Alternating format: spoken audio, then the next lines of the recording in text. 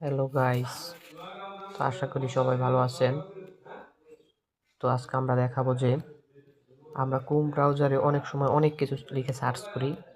তো সার্চ করার পরে আমাদের যেগুলো সার্চ করি সেগুলো কিন্তু হিস্টোরি হিসেবে রয়ে যায়। তো আমরা ক্রোম ব্রাউজার হিস্টোরিগুলো কীভাবে রিমুভ করবো তাকে সেটাই দেখাবো। তো আপনারা কি করবেন, প্রথমে ক্রোম ব্রাউজারটি ওপেন করবেন। ওপেন করার পরে এই যে উপরে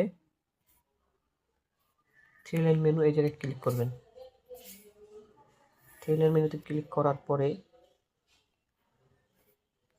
এই জায়গায় যে হিস্টোরি, এই জায়গায় ক্লিক করবেন। হিস্টোরিতে ক্লিক করার পরে এরকম চলে আসবে। তো এখন কি করবেন, এখন যে এই জায়গায় ডিলিট ব্রাউজিং ডাটা, এই জায়গায় ক্লিক করবেন। এই জায়গায় ক্লিক করার পরে এই জায়গায় ক্লিক করবেন, অল টাইম এই জায়গায় ক্লিক করবেন।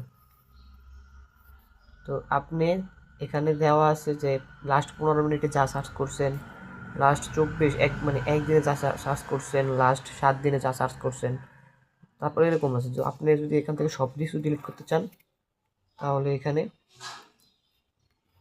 অল টাইম এই জায়গায় ক্লিক করবেন। এই জায়গায় ক্লিক করার পরে এই যে নিচে ডিলিট ডাটা, এই জায়গায় ক্লিক করবেন।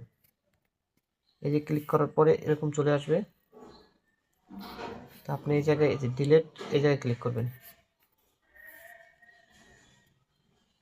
তো এটা আস্তে আস্তে সব কিছু ডিলিট, হিস্টোরিগুলো যা আছিল সব ডিলিট হয়ে যাবে। সব কিছু ডিলিট হয়ে গেছে। তো এইভাবে আপনারা সব ডিলিট করতে পারবেন। আশা করি ভিডিওটা ভালো লাগলে লাইক সাবস্ক্রাইব করে দেবেন।